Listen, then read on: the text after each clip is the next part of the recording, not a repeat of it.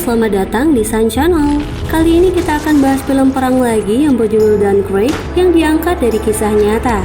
Saat kekalahan Prancis, ratusan ribu tentara sekutu terpojok hingga ke pesisir Dunkirk, Prancis oleh tentara Nazi Jerman.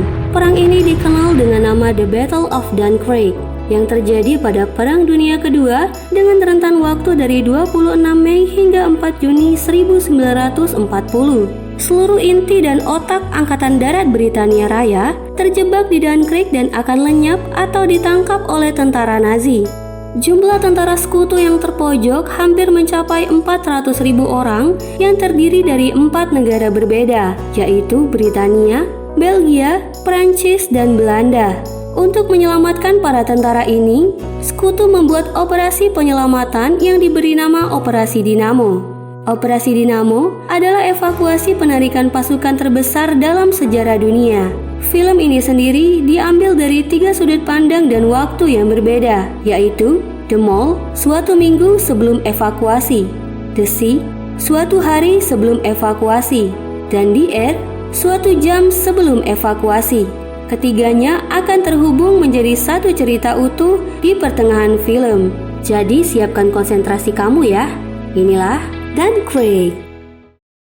Tahun 1940 di Prancis bagian utara. Suatu minggu sebelum evakuasi, 6 orang tentara sedang berjalan di suatu gang yang akan menuju proses evakuasi. Di sana terlihat kertas bertaburan yang bertuliskan, "Kami telah mengepungmu." Tulisan ini sengaja disebarkan oleh Jerman sebagai upaya memaksa tentara sekutu untuk menyerah. Tiba-tiba mereka ditembaki oleh pasukan Jerman dan hanya Tommy yang berhasil selamat. Tommy berlari menuju benteng sekutu yang sedang menahan serangan Jerman selama proses evakuasi. Sesampainya di pantai, banyak tentara yang sudah berkumpul dan menunggu untuk dievakuasi. Kemudian Tommy bertemu seorang tentara bernama Gibson yang sedang mengubur mayat tentara Inggris. Lalu dia membantu dan berbagi air minum dengannya. Sepertinya Gibson mengganti seragamnya dengan seragam dari mayat itu. Setelah itu dia kembali ke barisan menunggu kapal yang akan menjemput mereka. Tak lama, tiba-tiba pesawat tempur Luftwaffe milik Nazi Jerman menjatuhkan bom hingga banyak tentara yang tewas dan terluka. Saat salah satu kapal tiba, Tommy dan Gibson beraksi seolah mereka adalah tim medis yang sedang melakukan penyelamatan terhadap prajurit yang terluka. Hal ini mereka lakukan agar mendapat giliran paling depan ke kapal evakuasi. Mereka sempat terhalangi oleh tentara Perancis yang memaksa masuk ke kapal Inggris.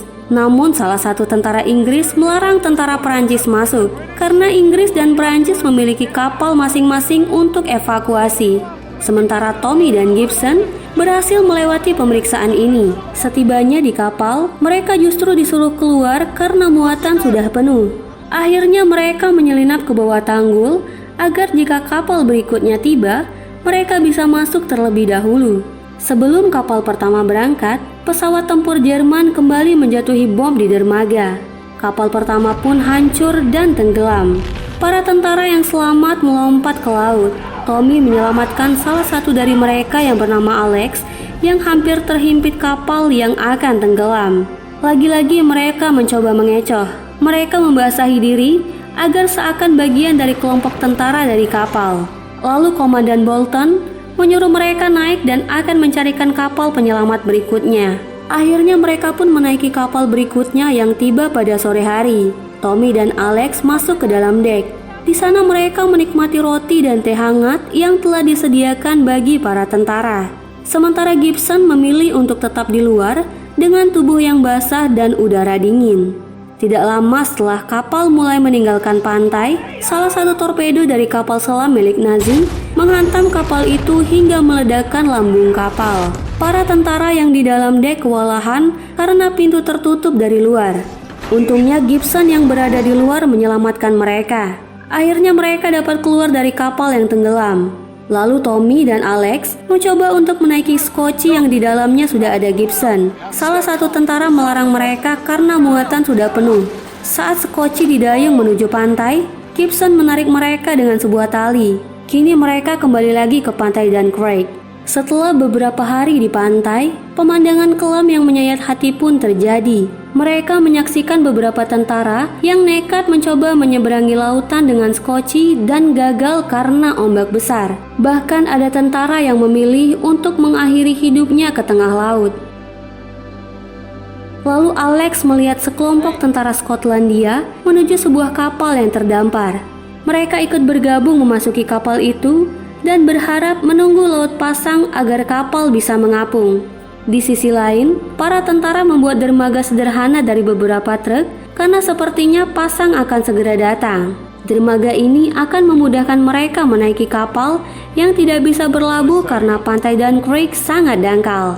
Suatu hari sebelum evakuasi, di Inggris, kerajaan Inggris meminjam kapal-kapal kecil milik warga untuk digunakan menyelamatkan tentara yang terkepung di Perancis. Salah satu warga yang bernama Dawson tidak mau meminjamkan kapalnya. Dawson justru membawanya sendiri untuk menyelamatkan para tentara. Dia ditemani anaknya yang bernama Peter dan ajudan mudanya bernama George. Mereka langsung berangkat saat itu juga menuju Perancis. Di tengah laut, mereka melihat pesawat tempur milik kerajaan Inggris terbang menuju Dunkirk untuk mengamankan proses evakuasi. Lalu mereka menemukan sebuah kapal terapung dan menolong seorang tentara yang mengalami trauma. Ketika tentara itu tahu bahwa mereka sedang menuju pantai Dunkirk, dia pun sempat mengamuk karena trauma yang dia alami. Akibat perkelahian itu, George terjatuh dan kepalanya terbentur besi hingga mengalami kebutaan. Ini menggambarkan beratnya tekanan psikologis yang dialami oleh tentara saat perang. Perjalanan mereka sudah jauh sehingga tidak mungkin untuk kembali. Peter mencoba merawat George selama di kapal. Kembali ke pantai Dunkirk, Tommy, Alex, dan Gibson beserta tentara Skotlandia lainnya masih menunggu air pasang yang tak kunjung datang. Justru kapal mereka yang masih terdampar digunakan tentara Nazi untuk berlatih menembak. Tiba-tiba suara langkah kaki terdengar menuju dek. Dengan sigap, mereka langsung menyergapnya yang ternyata dia adalah pemilik kapal itu. Dia merupakan seorang pedagang berkebangsaan Belanda yang diperintahkan kerajaan Inggris untuk mengevakuasi tentara di Dunkirk. Orang Belanda itu mengatakan bahwa kapal bisa terapung jika muatannya tidak seberat ini.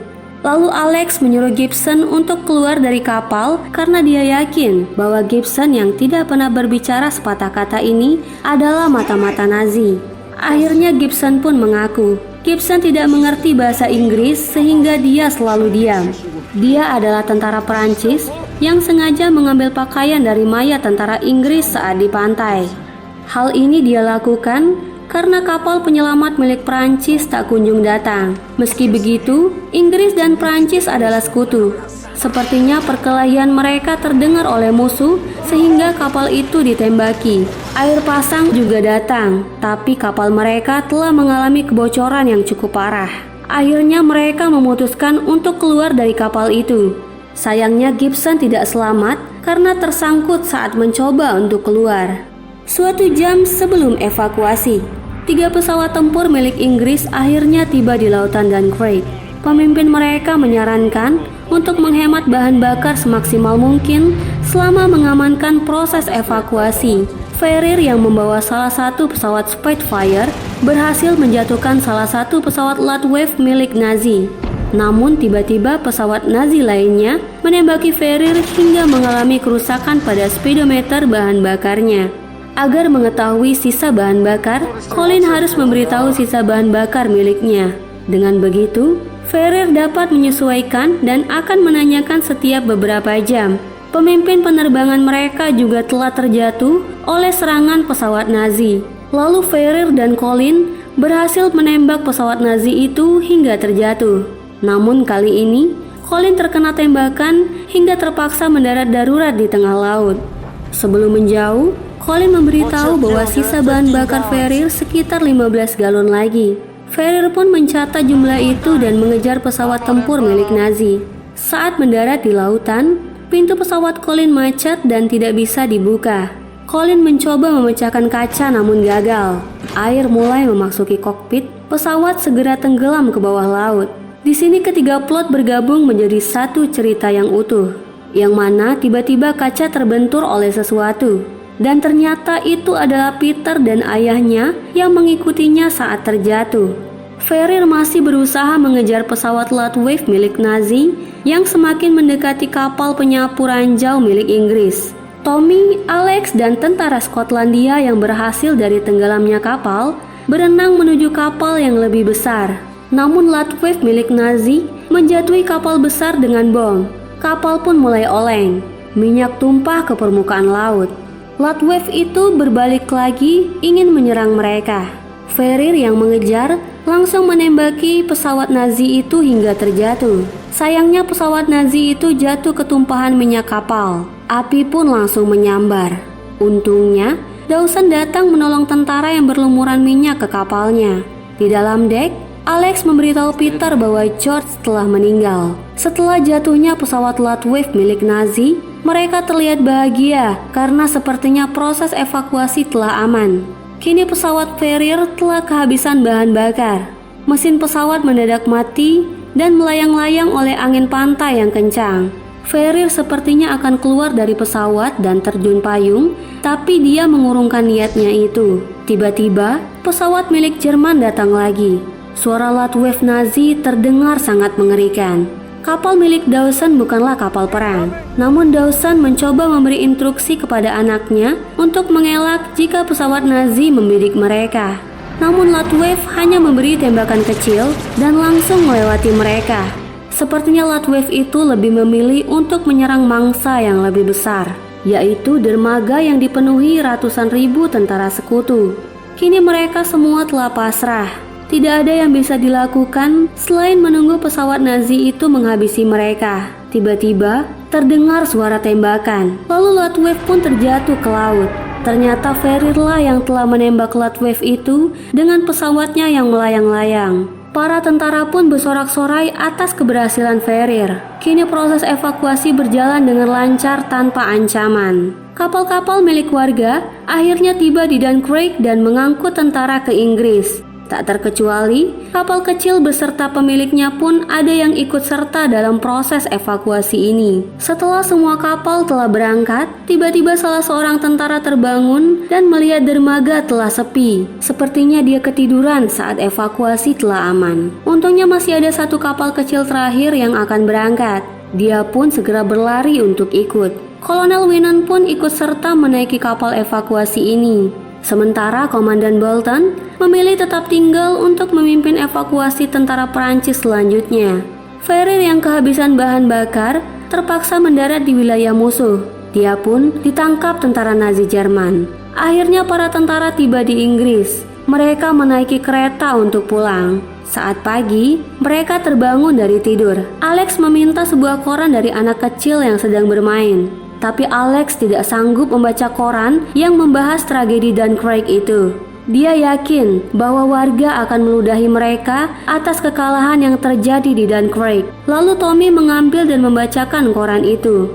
Ternyata yang tertulis dalam koran itu adalah bahwa kerajaan Inggris justru bangga karena proses evakuasi ini berjalan dengan lancar. Keberhasilan operasi Dinamo ini menjadi inspirasi bagi kerajaan Inggris bahkan dunia. Di koran juga terpampang foto George yang dianggap sebagai salah satu pahlawan Dunkirk.